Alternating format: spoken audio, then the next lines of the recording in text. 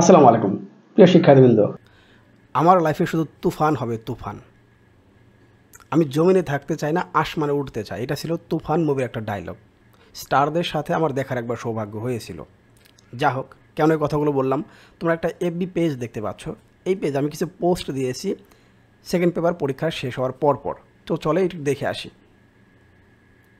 আলহামদুলিল্লাহ, হিসাব বিজ্ঞান দ্বিতীয় এমসিকিউ কমন রাজশাহী যশোর বোর্ডে 29টি, ঢাকা কুমিল্লা চট্টগ্রাম 28টি, সিলেট বরিশাল 26টি, ময়মনসিংহ 27টি এবং দিনাজপুর বোর্ড 24টি। এবং সেটা প্রমাণ সহ দিয়েছিলাম। কিভাবে? দেখো, হিসাব বিজ্ঞান দ্বিতীয় যশোর বোর্ড খ সেট 29টি কমন, 8 নং এমসিকিউ আমার শিটের মধ্যে ছিল না। অর্থাৎ আমি টোটাল এমসিকিউ দিয়েছিলাম 199টি প্লাস 29টি ছিল সপ্তম অধ্যায়ের, মানে 228টি। আর তোমরা অনলাইনে পেয়েছিলে মাত্র 148টি। এই জন্য তোমাদের সাথে ওদের কিছুটা হয়তো হতে পারে। এরপর আসি পরের যে পোস্টটা ছিল। দেখো, এটা হচ্ছে হিসাব বিজ্ঞান দ্বিতীয় চট্টগ্রাম খ সেট 28টি কমন, 1 নং এবং 22 নং এমসিকিউ আমার শিটে নাই। এরপর পরটা দেখো, হিসাব বিজ্ঞান দ্বিতীয় ময়মনসিংহ বোর্ড খ সেট 27টি কমন, 6 নাম্বার 26 নাম্বার এবং 30 নাম্বার এমসিকিউ আমার শিটে ডিরেক্ট বা ইনডিরেক্ট কোনোভাবেই ছিল না। এরপর আমরা আসি হচ্ছে, দেখো পরের যেটা আছে, হিসাব বিজ্ঞান দ্বিতীয় রাজশাহী বোর্ড খ সেট 29টি কমন, 3 নং এমসিকিউ আমার শিটে নাই, ডিরেক্ট বা ইনডিরেক্ট কোনোভাবেই সেটা ছিল না। এবার আমরা আসি হচ্ছে পরের কোশ্চেন। আমাদের সবচেয়ে বেশি শিক্ষার্থী যে বোর্ডে আমার, ঢাকা বোর্ড ক সেট 28টি কমন, 6, 30 নং এমসিকিউ আমার শিটে নাই। অর্থাৎ ডিরেক্ট বলি আর ইনডিরেক্ট বলি, 6 নাম্বার এবং 30 নাম্বার এমসিকিউ আমার শিটে থাকবেন, মানে ছিল না। ডিরেক্ট এবং ইনডিরেক্ট কেন বললাম?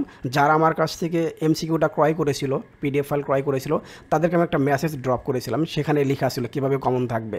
আচ্ছা, যা হোক, এরপরে আমরা আসি হচ্ছে হিসাব বিজ্ঞান কুমিল্লা বোর্ড 28টি কমন, খ সেট 15 এবং 28 নাম্বার আমার শিটে ছিল না।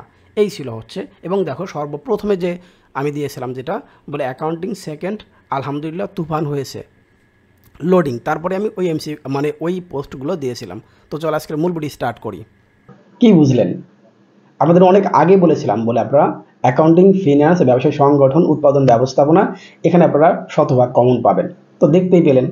এরপর যদি কারো ডাউট থাকে তাহলে আমরা হোয়াটসঅ্যাপ যে নাম্বারটা দেখতে পাচ্ছেন, আপনার প্রশ্নের একটা ছবি নেন এবং সেটা আমার হোয়াটসঅ্যাপে পাঠিয়ে দেন এবং বলে দেন বলে এই কোশ্চেনটা আপনার এমসিকিউর সাজেশনের কোথায় ছিল। আমি তো বলে দিয়েছি কোন বোর্ডে কতগুলো প্রশ্ন কমন ছিল, বলেছি না? যারা অনলাইনে ইউটিউব এবং ফেসবুকে যারা দেখেছো তারা এমসিকিউ পেয়েছো 148টি, আর যারা ক্রয় করেছিলে তারা পেয়েছো 228টি, অর্থাৎ 199 প্লাস সপ্তম অধ্যায় আর 29টা আমি দিয়েছিলাম। এখন তুমি যদি সেটা না নিয়ে থাকো, সেটা দায়ভার তোমার। প্রিয় শিক্ষার্থী, উৎপাদন ব্যবস্থাপনা ও বিপণন তাহলে প্রথম পত্র। এটাকে আমি বলেছি 4টা সাবজেক্টের কথা তোমাদের বারবার বলে আসতেছে, অ্যাকাউন্টিং, ফিন্যান্স, ব্যবসা সংগঠন ব্যবস্থাপনা এবং উৎপাদন ব্যবস্থাপনা। এই 4টা 100% রেডি হয়েছে আমার কাছে। দ্যাটস আমি এই 4টাই তোমাদের কাছে পিডিএফটা বিক্রির জন্য আহ্বান করেছিলাম। আলহামদুলিল্লাহ, ব্যাপক পরিমাণে সারা ছিল হচ্ছে অ্যাকাউন্টিং সেকেন্ড পেপারে। যারা ফার্স্ট পেপার খারাপ করেছিল এই জন্যই হয়তো। আমরা উৎপাদন ব্যবস্থাপনা প্রথম পত্রে আছে কী দেখব? দেখো, প্রথমে যেটা দেওয়া আছে কীভাবে প্রশ্ন সেট করা হবে সেটা আগে আমরা দেখব। প্রশ্ন কিভাবে সেট করা হয়, এতে করে তুমি কোন অধ্যায়টা বেশি প্রায়োরিটি দিবে সেটা কিন্তু তুমি বুঝতে পারবে। প্রথম অধ্যায় থেকে 2টি প্রশ্ন হয়েছে, গত বছরও হয়েছে। দ্বিতীয় অধ্যায় থেকে কিছু কিছু বোর্ডে 2টি তো আসছেই, 3টাও আসছে। পঞ্চম অধ্যায় থেকে সবগুলো বোর্ডে 2টি আসছে। ষষ্ঠ অধ্যায় থেকে সবগুলো বোর্ডে 2টি আসছে। সপ্তম অধ্যায় থেকে কিছু কিছু বোর্ডে 3টা আসছে। এই টোটাল হচ্ছে 11টি প্রশ্ন। তাহলে বুঝতে পারছে কীভাবে প্রশ্নটা আসলে করা হয়েছে। তাহলে দ্বিতীয় এবং সপ্তম অধ্যায় থেকে প্রশ্ন একটা বেশি আসবে, এটা মাথায় রাখতে হবে। তাহলে আমরা 7টা প্রশ্ন কমন পেয়ে যাব। 3টা অধ্যায় ভালো মতো করলেও কিন্তু 7টা প্রশ্ন কমন চলে আসতেছে, মানে খুবই নিশ্চিতভাবে আমরা বলতে পারতেছি। তারপরেও এত রিস্ক নেওয়া ঠিক হবে না। চল আমরা দেখি আমাদের প্রথম কোন অধ্যায়টা শিখব। এটা হচ্ছে দ্বিতীয় অধ্যায়। দ্বিতীয় অধ্যায়টা প্রথমে কেন রাখলাম? কারণ এখান থেকে 3টা প্রশ্ন আসতে পারে, এই জন্য এটাকে সবার আগে রাখলাম। তাহলে কয়ের জন্য আমি যে প্রশ্নগুলো শিখব সেটা হচ্ছে, প্রথমে দেখতে পাচ্ছ সমবায় সমিতি কি, রাষ্ট্রীয় সংগঠন কি, সমবায় জোট কি, শ্রম বিভাগ কি, ভূমি কি, শ্রমের গতিশীলতা কি, সংগঠন কি, শ্রম কি, মূলধন কি। এবার বলছে শ্রমের দক্ষতা কি, মানসিক শ্রম কি এবং উৎপাদনের উপকরণ কি। এই মোট 12টি প্রশ্ন। যেহেতু 3টা প্রশ্ন আমার পরীক্ষায় আসবে, তাহলে 12টি থেকে 3টা প্রশ্ন কমন পাচ্ছ। তাহলে প্রতি 4টায় থেকে তুমি একটা করে প্রশ্ন কমন পাচ্ছ। এইরকম খুব বেশি কিন্তু না, আর এই প্রশ্নগুলো খুব বেশি বড়ও হয় না, তবে বেসিকটা কিন্তু লিখতে হবে। খ নাম্বারের জন্য শিখবে হচ্ছে শ্রম পচনশীল ব্যাখ্যা করো। ভূমি অবিনশ্বর। খেয়াল করে দেখো, ভূমি অবিনশ্বর। এখন প্রশ্নে বলা হয়েছে এখানে ব্যাখ্যা করার কথা। এখানে দেখো সবগুলো প্রশ্ন কিন্তু একই, অর্থাৎ এই কোশ্চেনটা যারা ভালো মতো শিখবে তারা এই সবগুলো প্রশ্নের উত্তর দিতে পারবে। শ্রম একটি জীবন্ত উপাদান, এখানেও কিন্তু বলা হয়েছে শ্রম চলনশীল বা গতিশীল, শ্রমকে সংরক্ষণ করা যায় না, ব্যাখ্যা করো। সব অর্থই কি মূলধন, ব্যাখ্যা করার কথা বলা হয়েছে। মূলধন উৎপাদনের উৎপাদিত উপাদান, ব্যাখ্যা করো। এখানে আমি প্রত্যেকটা আবার ডট দিয়ে মানে অথবা দিয়ে লিখে দিয়েছি যেন তোমরা বুঝতে পারো, বলে এই কোশ্চেনটা একই, এই জন্য তোমাদের সুবিধার্থে।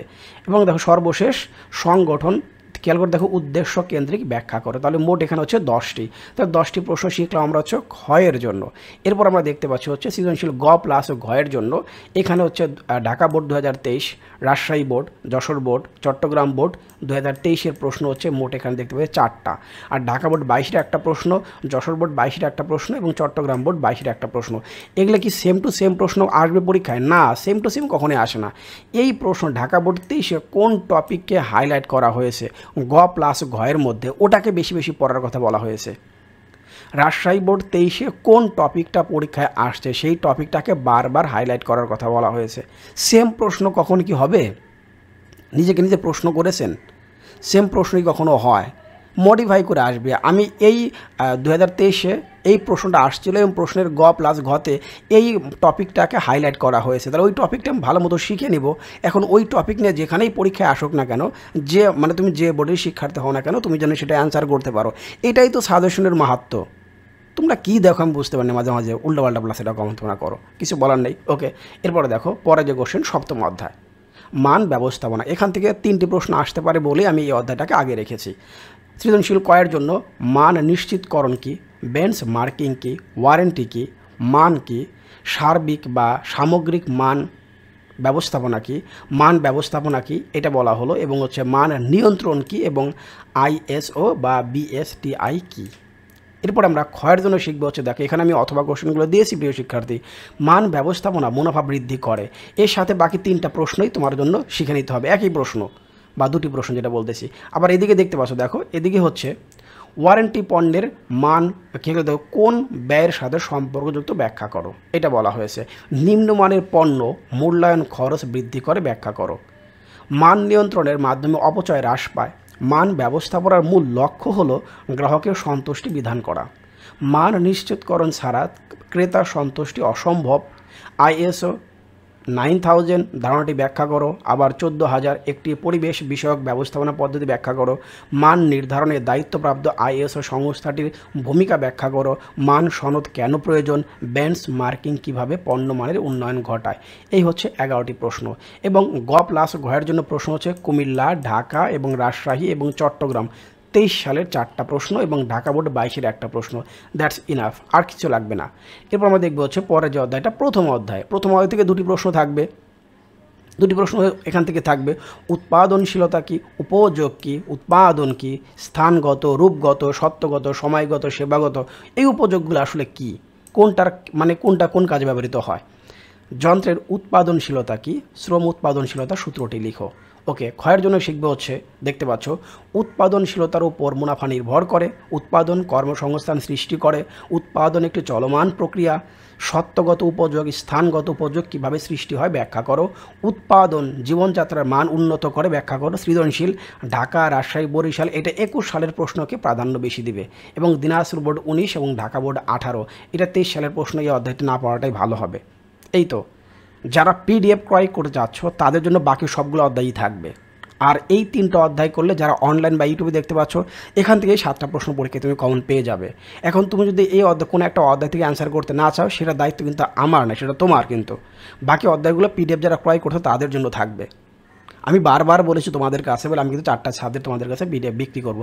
সেই কথাগুলো হয়তো তখন তোমরা নাওনি, মনে করনি, বলে না যা একটা প্লাসটা হবে, ব্যাপারটা এরকম না। এখন অনলাইনে সবগুলোই দিয়ে দিচ্ছি, আবার PDF বিক্রি করতেছি একই সাজেশন। এই ধরনের অনেকগুলো কথা, অনেকগুলো SMS আমার কাছে আসছে, এই জন্য বিষয়গুলো ভালো চোখে দেখতেছি না। যা হোক, বাকি অধ্যায়গুলো তোমাদেরও আমি প্রায় দিয়ে দিচ্ছি, 100%ই প্রায়, কারণ তোমাদের প্রতি একটা দায়বদ্ধতা প্লাস এটা আছে বলেই হয়তো সাজেশনগুলো তোমাদেরও দেওয়া হচ্ছে। তাহলে কিন্তু দিতাম না, টোটালি কিন্তু অফ করে দিতাম। শুভেচ্ছা নিরন্তর, ভালো থাকো সবাই।